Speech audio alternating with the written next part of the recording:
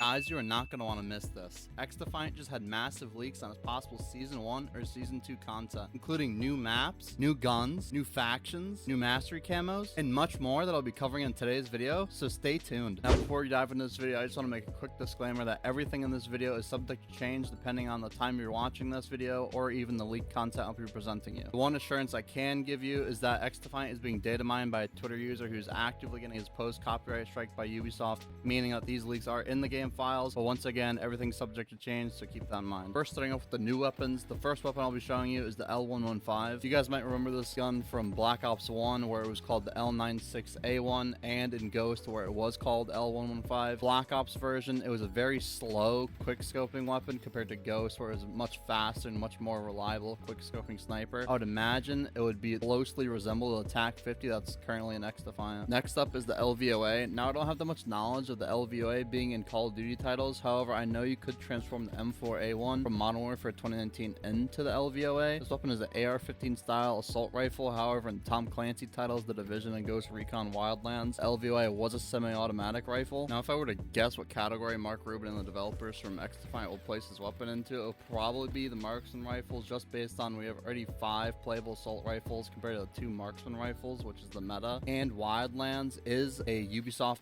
IP, so I'd expect that they would follow that IP rather than Call of Duty's. Next up is the Thompson, a classic World War II style submachine gun, which has been a staple in the Call of Duty franchise for years now. It has appeared in almost every Call of Duty title, either named as a Thompson or variations of it, like the M1928 from Call of Duty World War II and Call of Duty Vanguard, or the ASM-1 from Call of Duty Advanced Warfare. After that, there's the G36. The G36 has had many variations of this assault rifle, such as the G37H or the Holger 5.56 and the MG36. These variations have been seen through the Modern Warfare series for years now, ranging back from the original Modern Warfare, Call of Duty 4 to current titles. It's a well-known assault rifle with good range and good damage. However, in XDefiant, we'll just see how it fares against the close range interactions versus SMGs, because SMGs will literally rip you apart if you're not 100% accurate. After that, we have the FAMAS. The FAMAS is a burst-style assault rifle that was introduced in Call of Duty Modern Warfare 2, and is even featured in current titles such as Modern Warfare 3, where it's called the FR556. I'm very curious to see how good this burst rifle will do in XDefiant, because the M16 at its current state is probably one of the best assault rifles in the game, so just to see which one's better. Anyway, next up we have the FAL. The FAL was first seen in Modern Warfare 2, where it was a semi-auto assault rifle. However, in XDefiant, it'll probably be a marksman rifle, just to balance out the number of guns in each category. The FAL has a potential to beat the MK20 marksman rifle that we see in XDefiant, because it'll probably feature a higher fire rate.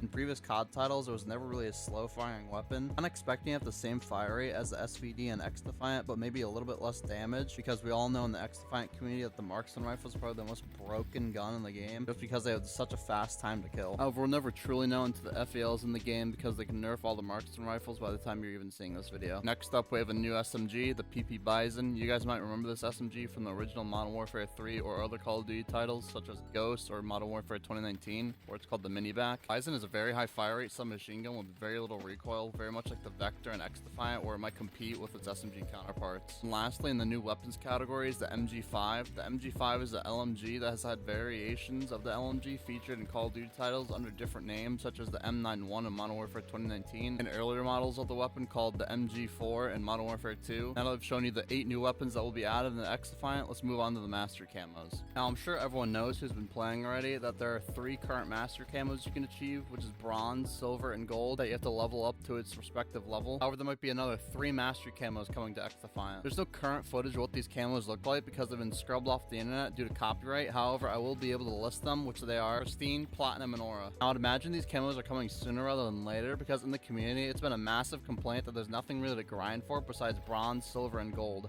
However, even those 3 camos take a lot of grinding because of the very slow and tedious speed of leveling up. And I can see why Mark Rubin and the XDefiant team made it very slow, because the game isn't a Call of Duty title where it's a massive team working on a new variation of the game every year. But who knows, if this game maintains its meteoric rise, we could possibly see that in the future. They clearly know the leveling up speed is an issue just based on the 2 double XP weekends we have gotten. However, I would imagine they will change the leveling up speed in the near future. That's going to do it for the Master Camos. Next up is a lot of new maps that we could be seeing implemented into XDefiant from previous Ubisoft IPs. Now, once again, I can't show you what these new maps look like due to copyright. However, if you do some digging online, you'll definitely be able to find them. New maps coming to XDefiant are Street Race, White House, Waterfront, Rockefeller, Ski Resort, Jorvik, Himalaya, Bunker, Clubhouse, Aerospace, Chinatown, Hydro Dam, Gunfight, Rooftop, Office Museum, Washington Memorial, and West End. Comment down below what game or games do you think these maps are coming from. Those are all the new maps that will be added to XDefiant. Now let's move on to the new game modes. The new game modes that could be coming to XDefiant are Team Elimination, which is 2v2 based, Team Deathmatch, Juggernaut, Bomb Defusal, otherwise called Search and Destroy in Call of Duty titles, Infection, Capture the Flag, and King of the Hill. Now again, these are game modes that could potentially be added into XDefiant. They were found in the game files. However, of course, they are subject to change. But if those game modes are added into XDefiant, it will give you a lot of variations for its players to continue playing the game and keeping the game fresh. That is the one thing I'm very excited to see with Ubisoft and developers XDefiant, because it seems like they're actually going to remain active in the future and implementing stuff into their game, not have it stagnant, which was a big concern in the community because Ubisoft doesn't necessarily have a great background. Now lastly, factions. I won't be covering every little detail about each faction, like their abilities, just because if you know these Ubisoft IPs, I feel like it's pretty self-explanatory what their abilities could entail. The factions that have been leaked from the leakers' Twitter account could be factions for Assassin's Creed, Rainbow Six Siege, the Rabbids, The Crew, Far Cry, New Dawn, and Ghost Recon Breakpoint. Even though these leaks could be potential spoilers for the up-and-coming content coming to the game, it creates less speculation and doubt within the community of XDefiant and creates excitement for the new content coming to the game. So with that being said, thank you so much guys for watching. I hope you guys enjoyed watching me play XDefiant while I go over these leaks. If you guys did enjoy the video, make sure to like and subscribe if you want to see more of this kind of stuff, and I'll see you in the next video.